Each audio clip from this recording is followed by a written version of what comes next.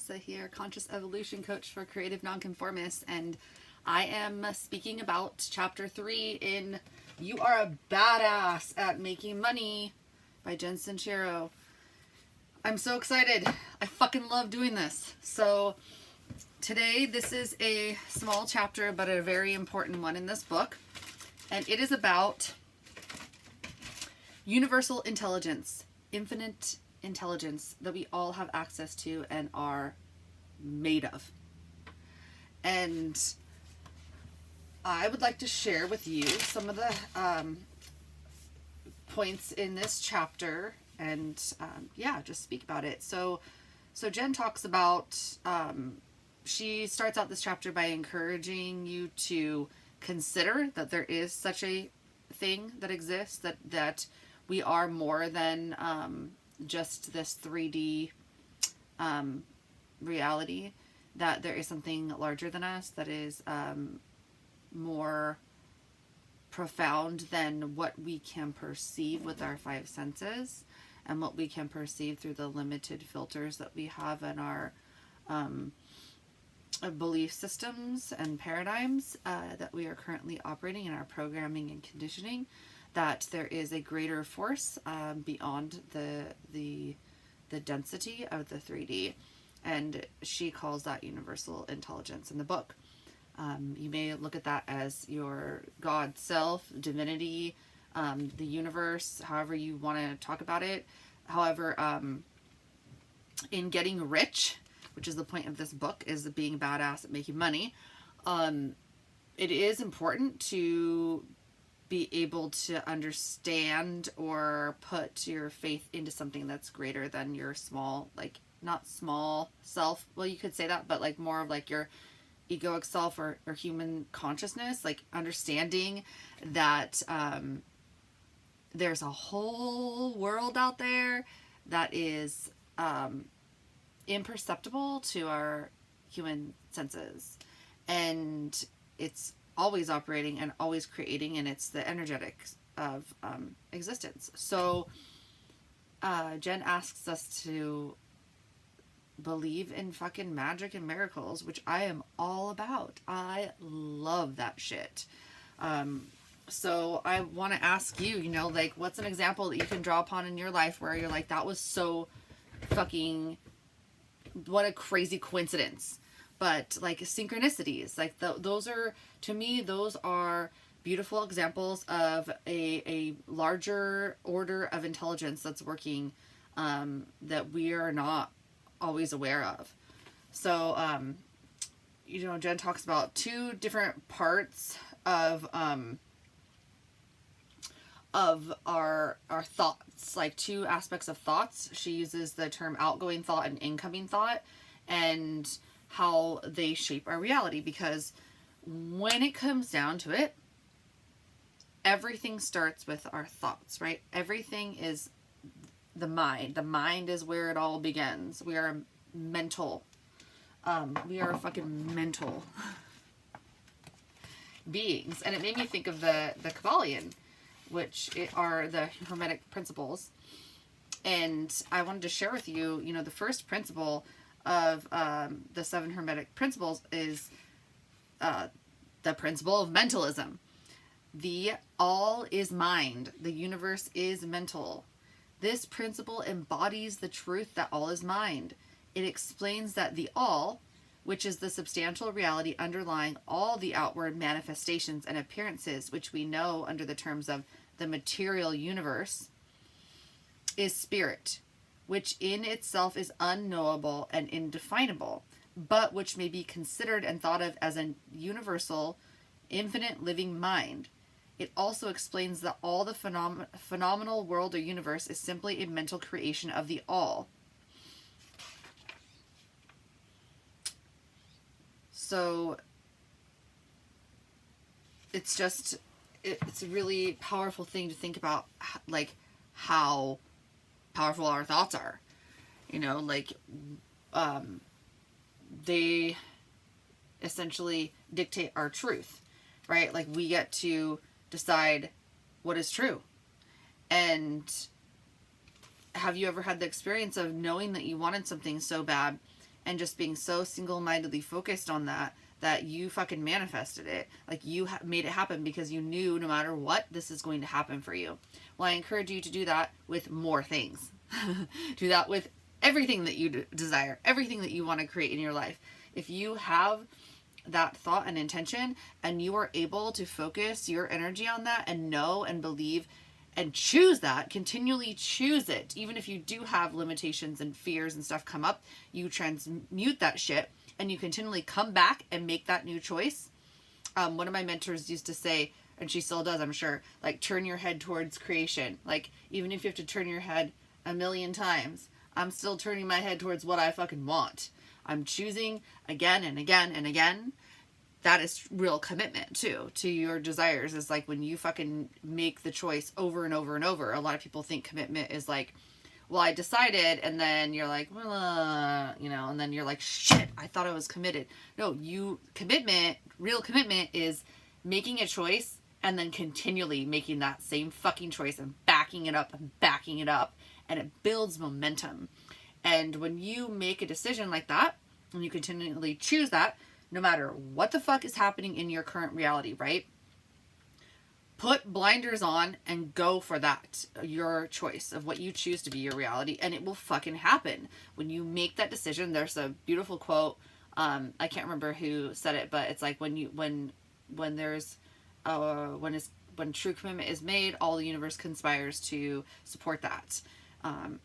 Let me know if you know what I'm talking about, okay? Because it was published in like I think it might have been Think and Grow Rich or something like that, like a Napoleon Hill book or something, but it was actually attributed to someone else. But it's such a powerful, message and understanding to have, that when you are actually fucking truly committed, the universe conspires to support that.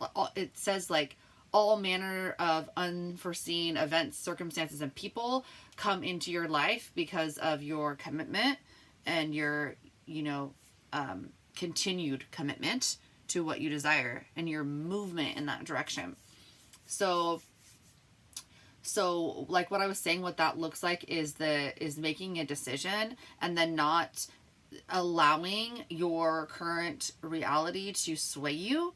So oftentimes people can get tripped up in this area, right? Because we can say, okay, well, I know that this is what I desire and I'm choosing this. However, this is my current situation. And then they start like dissipating their energy and like fucking leaking their energy and like kind of giving that power away or hemorrhaging it out into their current reality because they're believing what they see in front of them as their only truth, right? Your current reality is simply just a culmination of the past events, right? Already. And then it's like, now it's presented itself in this moment.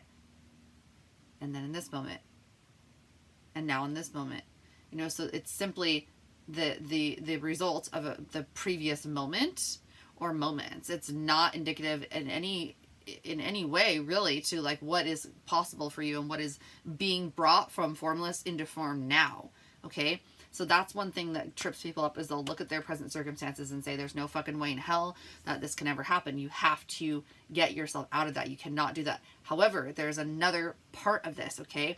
There is the part of looking at your reality and being able to fucking completely, radically, unapologetically, shamelessly fucking accept that this is my reality right now. Because if you don't accept where you're at this moment, in this moment, as you make that new choice, what happens is it creates resistance and it creates a sense of incongruence within your energy.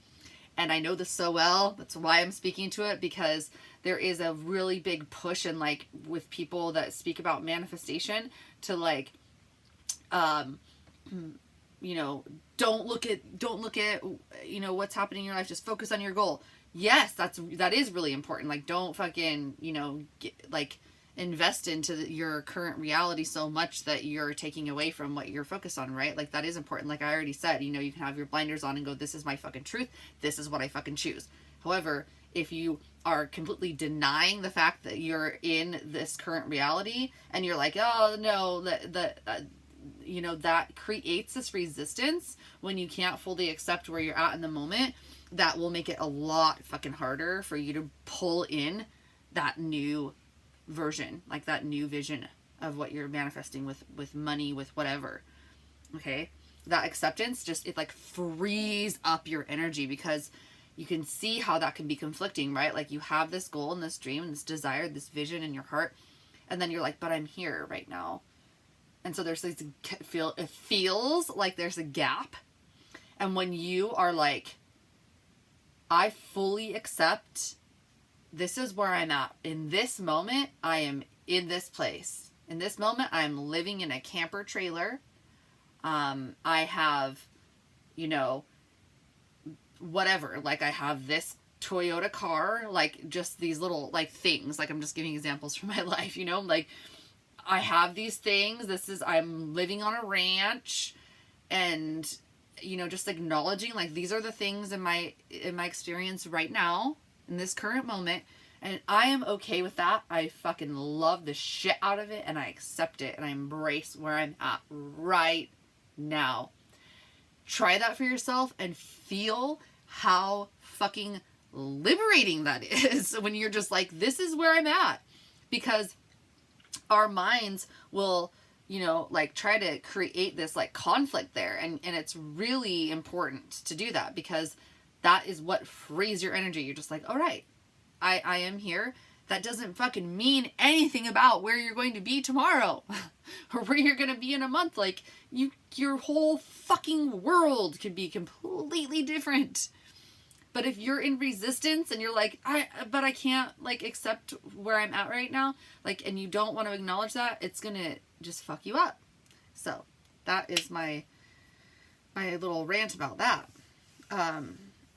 It's so important. So it's like, make that choice, choose, fucking commit, continue to commit, and then continue to decide that this is what you're having, this is what you're doing, this is how much money you're making, whatever that is for you, with your goals, with money, and then, you know, don't give your power away to like your current circumstances, but yet don't deny that you are where you're at in this moment. Okay, so it's like walking that fine line. You can do it. So many people have. So let's see, is there anything else I'm missing from this chapter that I wanted to mention? So yeah, Jen talks about the outgoing thoughts, which are essentially the thoughts that will, she says, dictate your truth. Like when what you're thinking, then you're affirming. So they're kind of originating within you. They're streaming through you, right? And then thoughts also trigger emotions. So it's really important to be really aware of what you're thinking. We have over 60,000 thoughts a day. Thoughts can be also like clouds. I love this example. I love this metaphor. I fucking love using metaphors. And I love that example because imagine what happens when you have 60,000 clouds in one day, right? You've got these little clouds in the sky, and if you grab a cloud and then you're like, oh, and I grab this cloud and you grab this cloud, and then what happens when you put a bunch of fucking clouds together? What are clouds, right? You're gonna have a fucking shit show storm. Storms can be cool, but in the sense that we're talking about with your thoughts, you probably don't want that. I mean, that's what that's likened to, is like holding on to a thought and then like making it your truth, which you want to do that with things that you actually fucking want, right? So the other thing Jen talks about, she says outgoing thought and incoming thought. And the second part, incoming thought, I really thought was cool. And I just wanted to like refer to the book about the incoming thoughts, because she has a bunch of examples in here that I thought were awesome to share. So the universe is constantly showing up, cup of coffee in hand, wanting to discuss how to increase your finances and offer a helping hand. I love that.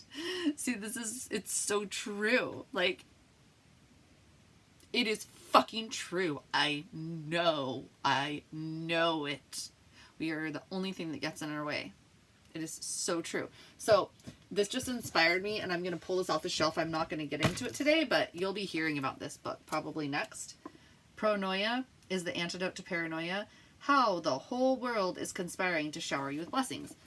This book is brilliant. It's written by a really cool astrologist and author and musician. He's just super creative, amazing guy. That's really, that book is entertaining as fuck. And I'm going to be sharing more from that because that book is so in alignment with what I fucking stand for. So, back to You Are a Badass and Incoming Thoughts. So the universe is constantly showing up for you. And these are the examples that Jen gives.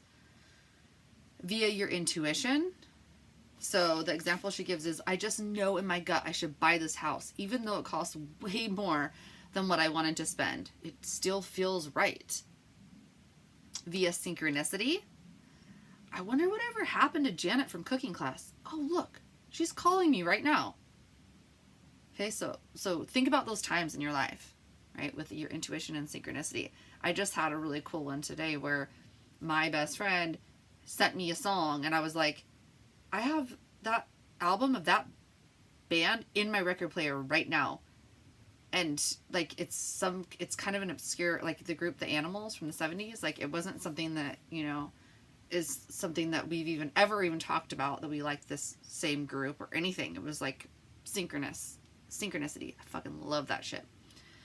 The universe is showing up via inspiration, via desire, via coincidence. So if you are truly committed to kicking ass, you'll want to strengthen your relationship with the universe in the following ways. Learn to quiet your mind and receive the information it's trying to send you. So this can look like breathing or some form of meditation. I know some people have a really hard time sitting still, and maybe you need to do that for yourself, right? You need to get yourself still for a few minutes. However, some people do really well with like a walking meditation or some kind of movement-based meditation. And you can strengthen your relationship with the universe by trusting your intuition, no matter how terrifying it seems. Oftentimes our intuition is scary as fuck. Surrender and have faith that when you bravely head into the unknown, the universe has your back, which is just fucking you. And this is important because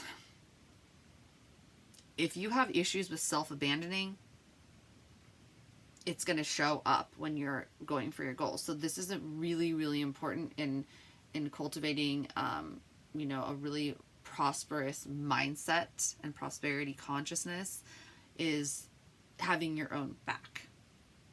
And what I really mean by that is like when you're taking steps and you're, choosing your desires, that you don't fucking check out on yourself. And if that's happening with other people, you need to look here. I'm like, what am I doing where I don't have my own back? Because I'm telling you, I have a lot of experience in that arena, and that's about your self-worth. Hugely. Okay, and the last thing she mentions is accept that you don't have to know how to do what you don't know how to do. Fuck the how. That's not up to you to figure out, right? Okay. And there was one other thing that I'm going to end this with that I loved what she said. Okay, so she says, universal intelligence and your thoughts are basically the same force, just as the water droplet that lands in the ocean is part of the whole sea. So your thoughts exist as part of universal intelligence. In other words, you are one powerful motherfucker. All right. Thank you so much for joining me for Chapter 3. I will see you soon for Chapter 4. Bye.